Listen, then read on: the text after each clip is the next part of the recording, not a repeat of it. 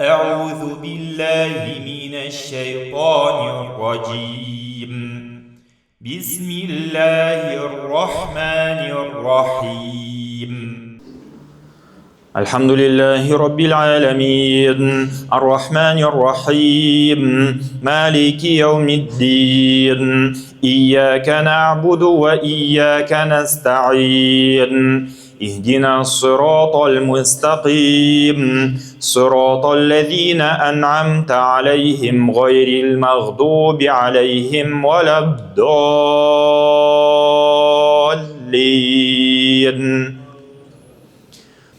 وما أنزلنا على قومه من بعده من جند من السماء وما كنا منزلين إن كانت إلا صيحة واحدة فإذا هم خامدون. يا حسرة على العباد ما يأتيهم من رسول إلا كانوا به يستهزئون. ألم يروا كم أهلكنا قبلهم من القرون أنهم إليهم لا يرجعون. وإن كل لما جميع لدينا محضرون. وآية لهم الأرض الميتة أحييناها وأخرجنا منها حبا فمنه يأكلون. وجعلنا فيها جنات من نخيل وأعناب وفجرنا فيها من العيون ليأكلوا من ثمره وما عملته أيديهم أفلا يشكرون. سبحان الذي خلق الأزواج كلها مما تنبت الأرض ومن أنفسهم ومما لا يعلمون. وآية لهم الليل نسلخ منه النهار فإذا هم مظلمون. والشمس تجري لمستقر لها ذلك تقدير العزيز العليم. والقمر قدرناه منازل حتى عاد كالعرجون القديم. لا الشمس ينبغي لها أن تدرك القمر ولا الليل سابق النهار وكل في فلك يسبحون. وآية لهم أنا حملنا ذريتهم في الفلك المشحون وخلقنا لهم من مثله ما يركبون. وإن نشأ نغرقهم فلا صريخ لهم ولا هم ينقذون إلا رحمة منا ومتاعا إلى حين. وإذا قيل لهم اتقوا ما بين أيديكم وما خلفكم لعلكم ترحمون. وما تأتيهم من آية من آيات ربهم إلا كانوا عنها معرضين. وإذا قيل لهم أنفقوا مما رزقكم الله قال الذين كفروا للذين آمنوا أنطعم من لو يشاء الله أطعمه إن أنتم إلا في ضلال مبين. ويقولون متى هذا الوعد إن كنتم صادقين ما ينظرون إلا صيحة واحدة تأخذهم وهم يخصمون. فلا يستطيعون توصية ولا إلى أهلهم يرجعون. ونفخ في الصور فإذا هم من الأجداث إلى ربهم ينسلون. قالوا يا ويلنا من بعثنا من مرقدنا هذا ما وعد الرحمن وصدق المرسلون. إن كانت إلا صيحة واحدة فإذا هم جميع لدينا محضرون. فاليوم لا تظلم نفس شيئا ولا تجزون إلا ما كنتم تعملون. إن أصحاب الجنة اليوم في شغل فاكهون هم وأزواجهم في ظلال على الأرائك متكئون لهم فيها فاكهة ولهم ما يدعون. سلام قولا من رب رحيم. وامتازوا اليوم أيها المجرمون ألم أعهد إليكم يا بني آدم ألا تعبدوا الشيطان إنه لكم عدو مبين وأن يعبدوني هذا صراط مستقيم. ولقد أضل منكم جبلا كثيرا أفلم تكونوا تعقلون. هذه جهنم التي كنتم توعدون اصلوها اليوم بما كنتم تكفرون اليوم نختم على أفواههم وتكلمنا أيديهم وتشهد أرجلهم بما كانوا يكسبون ولو نشاء لطمسنا على أعينهم فاستبقوا الصراط فأنى يبصرون ولو نشاء لمسخناهم على مكانتهم فما استطاعوا مضيا ولا يرجعون ومن نعمره ننكسه في الخلق أفلا يعقلون وما علمناه الشعر وما ينبغي له إن هو إلا ذكر وقرآن مبين لينذر من كان حيا ويحق القول على الكافرين أولم يروا أنا خلقنا لهم مما عملت أيدينا أنعاما فهم لها مالكون وذللناها لهم فمنها ركوبهم ومنها يأكلون ولهم فيها منافع ومشارب أفلا يشكرون واتخذوا من دون الله آلهة لعلهم ينصرون لا يستطيعون نصرهم وهم لهم جند محضرون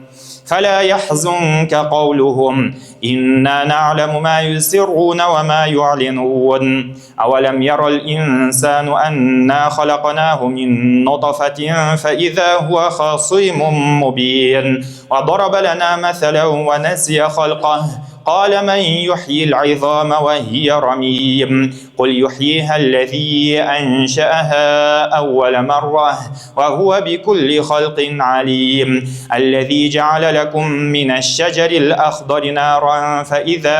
أنتم منه توقدون أوليس الذي خلق السماوات والأرض بقادر على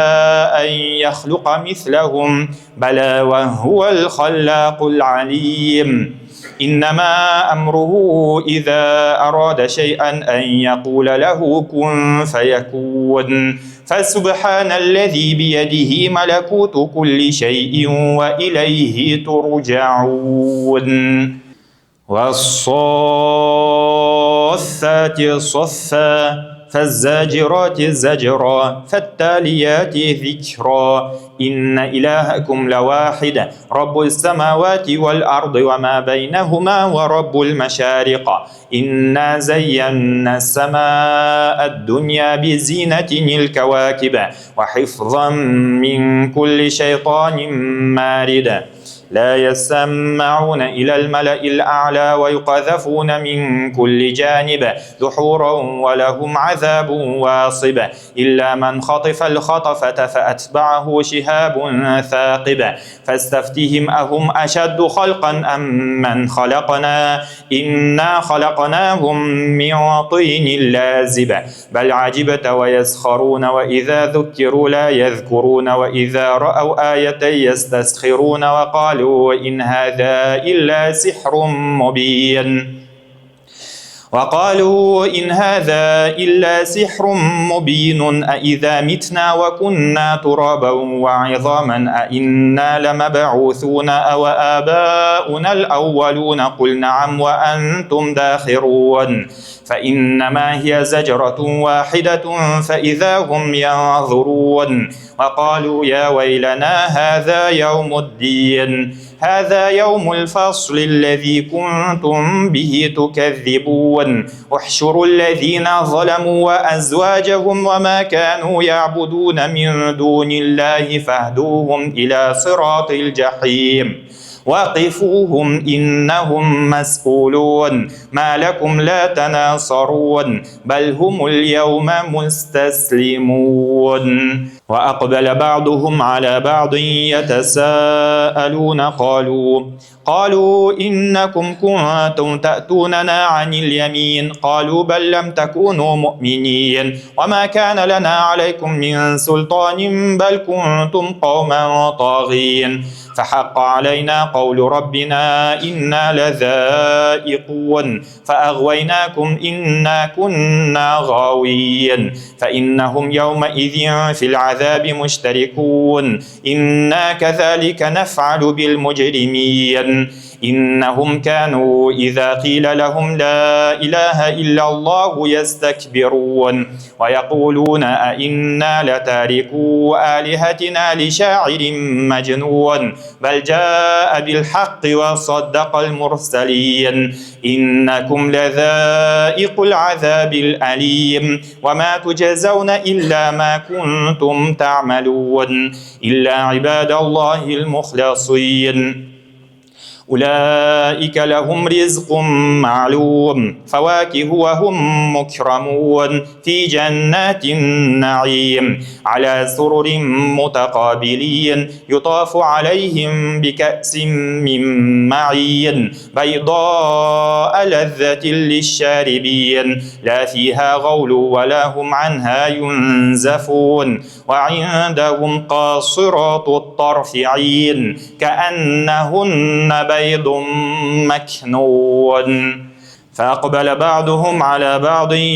يتساءلون قال قائل منهم إني كان لي قرين يقول أئنك لمن المصدقين أئذا متنا وكنا ترابا وعظاما أئنا لمدينون قال هل أنتم مطلعون فاطلع فرآه في سواء الجحيم قال تالله إن كدت لتردين ولولا نعمة ربي لكنت من المحضرين أفما نحن بميتين إلا موتتنا الأولى وما نحن بمعذبين إن هذا لهو الفوز العظيم لمثل هذا فليعمل العاملون أذلك خير نزلا أم شجرة الزقوم إنا جعلناها فتنة للظالمين إنها شجرة تخرج في أصل الجحيم طلعها كأنه رؤوس الشياطين فإنهم لآكلون منها فمالئون منها البطون ثم إن لهم عليها لشوبا من حميم ثم إن مرجعهم لإلى الجحيم إنهم ألفوا آباءهم ضالين فهم على آثارهم يهرعون ولقد ضل قبلهم أكثر الأولين ولقد أرسلنا فيهم منذرين فانظر كيف كان عاقبة المنذرين إلا عباد الله المخلصين ولقد نادانا نوح فلنعم المجيبون ونجيناه وأهله من الكرب العظيم وجعلنا ذريته هم الباقين وتركنا عليه في الآخرين سلام على نوح في العالمين إنا كذلك نجزي المحسنين إنه من عبادنا المؤمنين ثم أغرقنا الآخرين وإن من شيعته لإبراهيم إذ جاء ربه بقلب سليم إذ قال لأبيه وقومه ماذا تعبدون أئفكا آلهة دون الله تريدون فما ظنكم برب العالمين فنظر نظرة في النجوم فقال إني سقيم فتولوا عنه مدبرين فراغ إلى آلهتهم فقال ألا تأكلون ما لكم لا تنطقون فراغ عليهم ضربا باليمين فأقبلوا إليه يزفون قال أتعبدون ما تنحتون والله خلقكم وما تعملون قالوا ابنوا له بنيانا فألقوه في الجحيم فأرادوا به كيدا فجعلناهم الأسفلين وقال إني ذاهب إلى ربي سيهدين رب هب لي من الصالحين فبشرناه بغلام حليم فلما بلغ معه السعي قال يا بني إني أرى في المنام أني أذبحك فانظر ماذا ترى قال يا أبت افعل ما تؤمر ستجدني إن شاء الله من الصابرين فلما أسلما وتله للجبين وناديناه أن يا إبراهيم قد صدقت الرؤيا إنا كذلك نجزي المحسنين إن هذا لهو البلاء المبين وفديناه بذبح عظيم وتركنا عليه في الآخرين سلام على إبراهيم كذلك نجزي المحسنين إنه من عبادنا المؤمنين وبشرناه بإسحاق نبيا من الصالحين وباركنا عليه وعلى إسحاق ومن ذريتهما محسن وظالم لنفسه مبين ولقد مننا على موسى وهارون ونجيناهما وقومهما من الكرب العظيم ونصرناهم فكانوا هم الغالبين وآتيناهما الكتاب المستبين وهديناهما الصراط المستقيم وتركنا عليهما في الآخرين سلام على موسى وهارون إنا كذلك نجزي المحسنين إنهما من عبادنا المؤمنين وإن إلياس لمن المرسلين إذ قال لقومه ألا تتقون أتدعون بعلا وتذرون أحسن الخالقين الله ربكم ورب آبائكم الأولين فكذبوه فإنهم لمحضرون إلا عباد الله المخلصين وتركنا عليه في الآخرين سلام على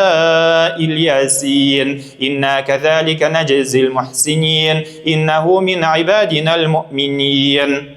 وإن لوطا لمن المرسلين إذ نجيناه وأهله أجمعين إلا عجوزا في الغابرين ثم دمرنا الآخرين وإنكم لتمرون عليهم مصبحين وبالليل أفلا تعقلون وإن يونس لمن المرسلين إذ أبق إلى الفلك المشحون فساهم فكان من المدحضين فالتقمه الحوت وهو مليم فلولا أنه كان من المسبحين للبث في بطنه إلى يوم يبعثون فنبذناه بالعراء وهو سقيم وأنبتنا عليه شجرة من يقطين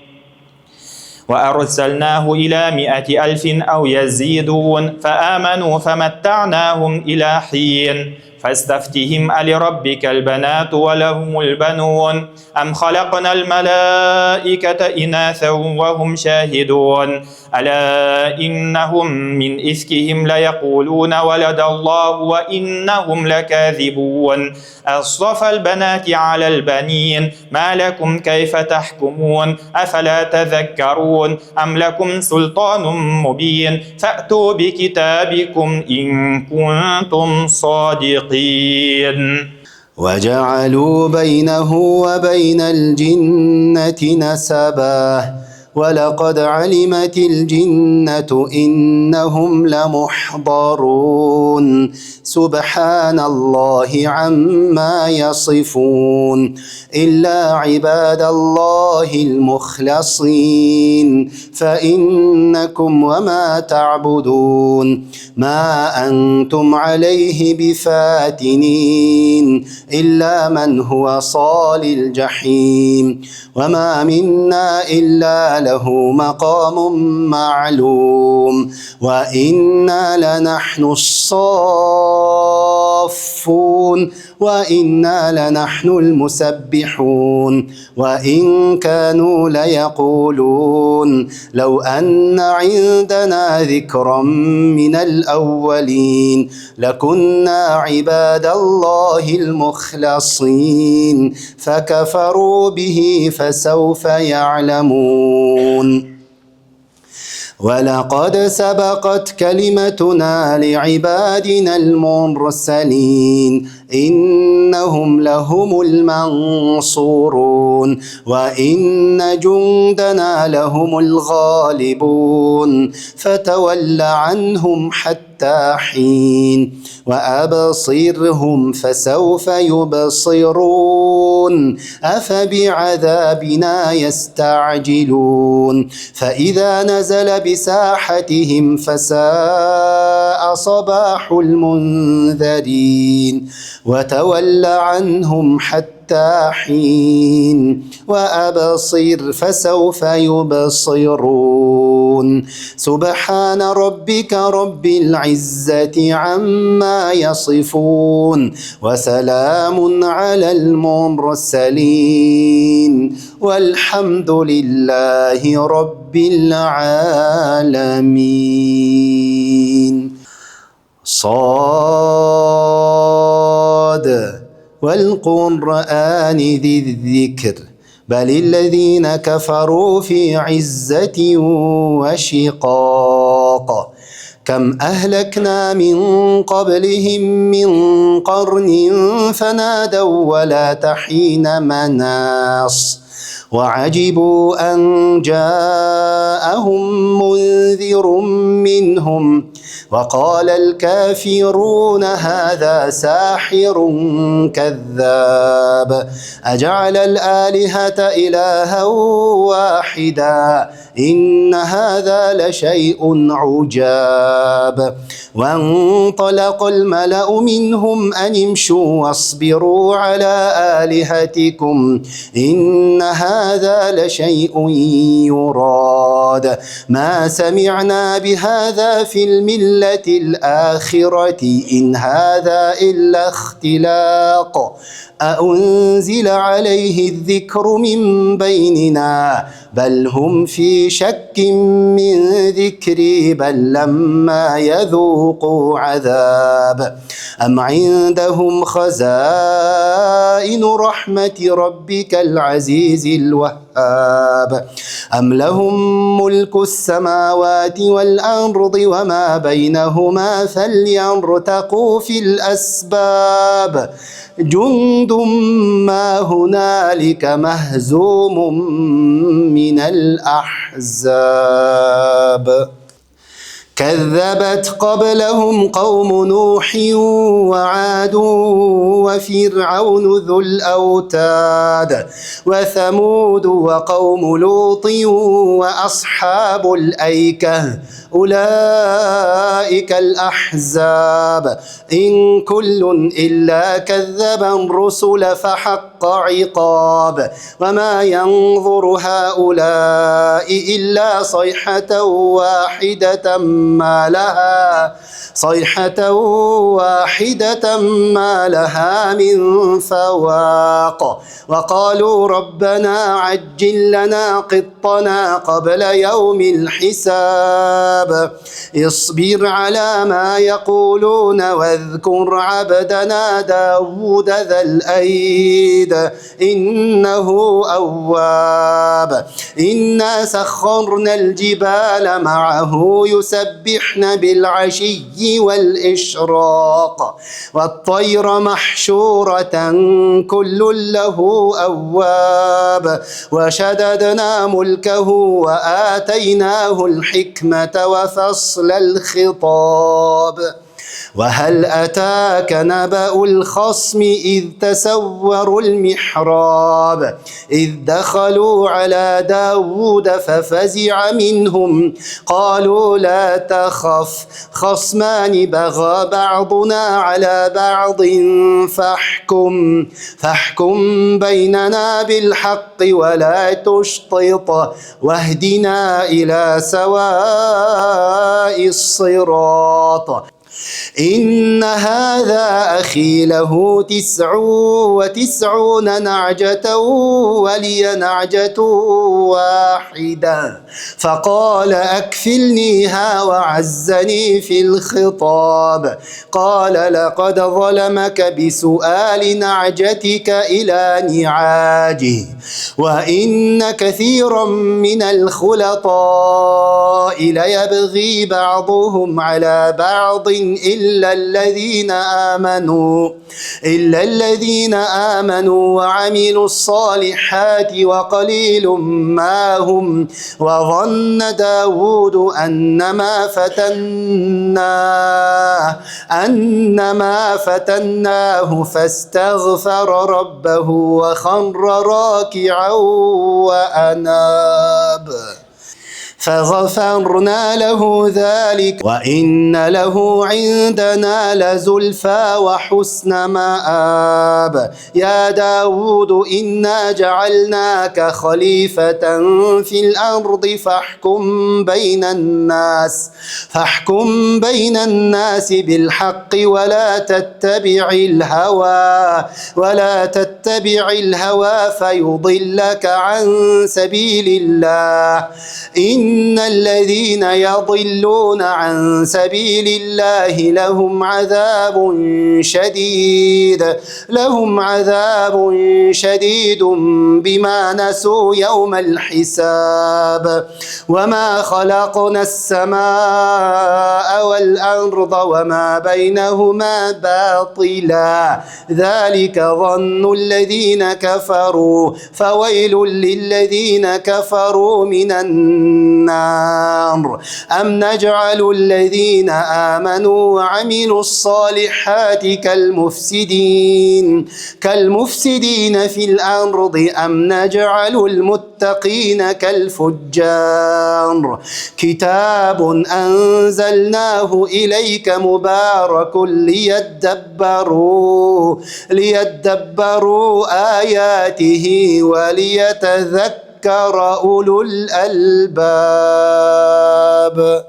ووهبنا لداود سليمان نعم العبد إنه أواب. إذ عرض عليه بالعشي الصافنات الجياد فقال إني أحببت حب الخير عن ذكر ربي حتى توارت بالحجاب. ردوها علي فطفق مسحا بالسوق والأعناق. ولقد فتنا سليمان وألقينا على كرسيه جسدا ثم أناب. قال رب اغفر لي وهب لي ملكا لا ينبغي لأحد من بعدي إنك أنت الوهاب. فسخرنا له الريح تجري بأمره رخاء حيث أصاب والشياطين كل بناء وغواص وآخرين مقرنين في الأصفاد. هذا عطاؤنا فامنن أو أمسك بغير حساب. وإن له عندنا لزلفى وحسن مآب. واذكر عبدنا أيوب إذ نادى ربه أني مسني الشيطان بنصب وعذاب. اركض برجلك هذا مغتسل بارد وشراب. ووهبنا له أهله ومثلهم معهم رحمة منا وذكرى لأولي الألباب. وخذ بيدك ضغثا فاضرب به ولا تحنث إنا وجدناه صابرا نعم العبد إنه أواب. واذكر عبادنا إبراهيم وإسحاق ويعقوب أولي الأيدي والأبصار إنا أخلصناهم بخالصة ذكر الدار وإنهم عندنا لمن المصطفين الأخيار. واذكر إسماعيل واليسع وذا الكفل وكل من الأخيار. هذا ذكر وإن للمتقين لحسن مآب. جنات عدن مفتحة لهم الأبواب متكئين فيها يدعون فيها بفاكهة كثيرة وشراب. وعندهم قاصرات الطرف أتراب هذا ما توعدون ليوم الحساب إن هذا لرزقنا ما له من نفاد هذا وإن للطاغين لشر مآب جهنم يصلونها فبئس المهاد هذا فليذوقوه حميم وغساق وآخر من شكله أزواج هذا فوج مقتحم معكم لا مرحبا بهم إنهم صالوا النار قالوا بل أنتم لا مرحبا بكم أنتم قدمتموه لنا فبئس القرار قالوا ربنا من قدم لنا هذا فزده عذابا ضعفا في النار وقالوا ما لنا لا نرى رجالا كنا نعدهم من الأشرار أتخذناهم سخريا أم زاغت عنهم الأبصار إن ذلك لحق تخاصم أهل النار قل إنما أنا منذر وما من إله إلا الله الواحد القهار رب السماوات والأرض وما بينهما العزيز الغفار قل هو نبأ عظيم أنتم عنه معرضون ما كان لي من علم بالملأ الأعلى إذ يختصمون إن يوحى إلي إلا أنما أنا نذير مبين إذ قال ربك للملائكة إني خالق بشرا من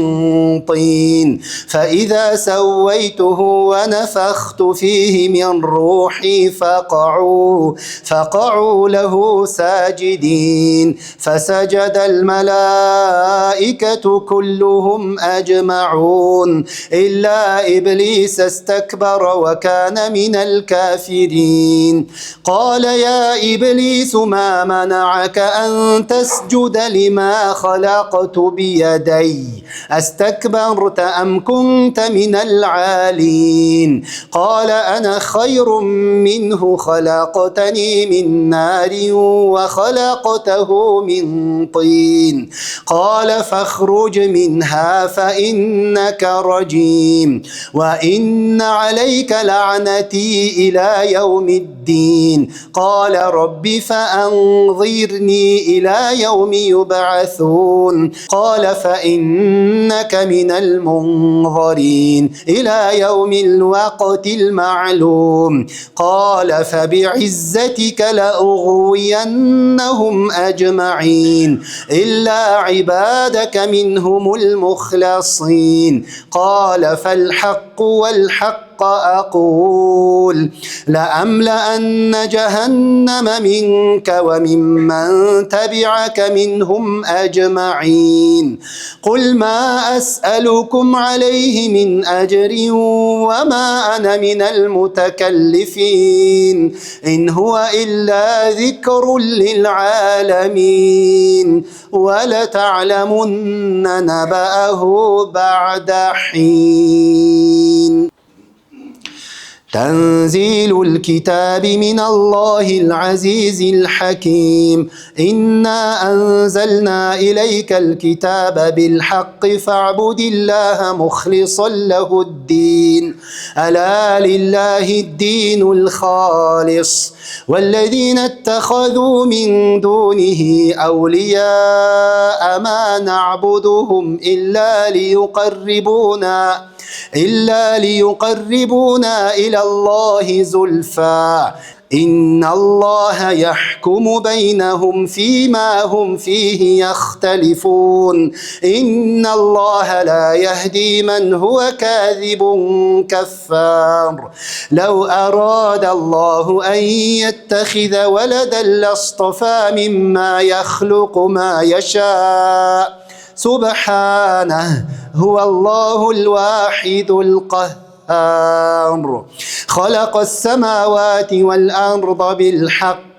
يكور الليل على النهار ويكور النهار على الليل وسخر الشمس والقمر كل يجري لأجل مسمى ألا هو العزيز الغفار خلقكم من نفس واحدة ثم جعل منها زوجها وأنزل لكم من الأنعام 8 أزواج يخلقكم في بطون أمهاتكم خلقا من بعد خلق في ظلمات 3 ذلكم الله ربكم له الملك لا إله إلا هو فأنى تصرفون إن تكفروا فإن الله غني عنكم ولا يرضى لعباده الكفر وإن تشكروا يرضه لكم ولا تزر وازرة وزر أخرى ثم إلى ربكم مرجعكم فينبئكم بما كنتم تعملون إنه عليم بذات الصدور وإذا مس الإنسان ضر دعا ربه منيبا إليه ثم إذا خوله نعمة منه نسي ما كان يدعو إليه من قبل وجعل لله أندادا ليضل عن سبيله قل تمتع بكفرك قليلا إنك من أصحاب النار أمن هو قانت آناء الليل ساجدا وقائما يحذر الآخرة ويرجو رحمة ربه قل هل يستوي الذين يعلمون والذين لا يعلمون إنما يتذكر أولو الألباب قل يا عبادي الذين آمنوا اتقوا ربكم للذين أحسنوا في هذه الدنيا حسنة وأرض الله واسعة إنما يوفى الصابرون أجرهم بغير حساب قل إني أمرت أن أعبد الله مخلصا له الدين وأمرت لأن أكون أول المسلمين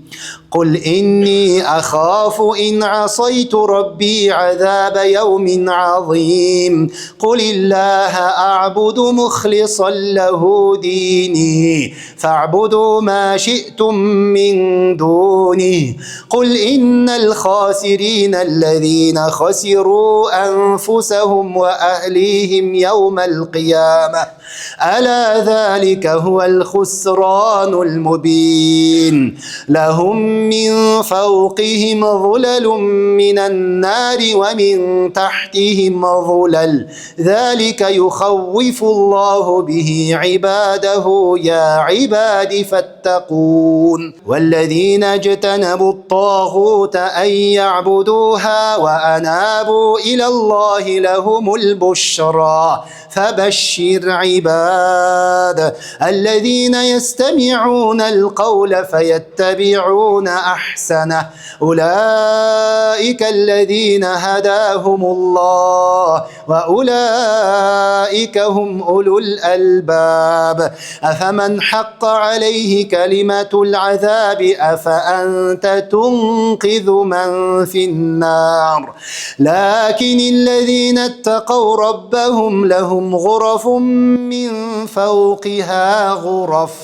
غرف مبنية تجري من تحتها الأنهار وعد الله لا يخلف الله الميعاد. الله أكبر. ألم تر أن الله أنزل من السماء ماء فسلكه ينابيع في الأرض ثم يخرج به زرعا مختلفا ألوانه ثم يهيج فتراه مصفرا ثم يجعله حطاما إن في ذلك لذكرى لأولي الألباب أفمن شرح الله صدره للإسلام فهو على نور من ربه فويل للقاسية قلوبهم من ذكر الله أولئك في ضلال مبين. الله نزل أحسن الحديث كتابا متشابها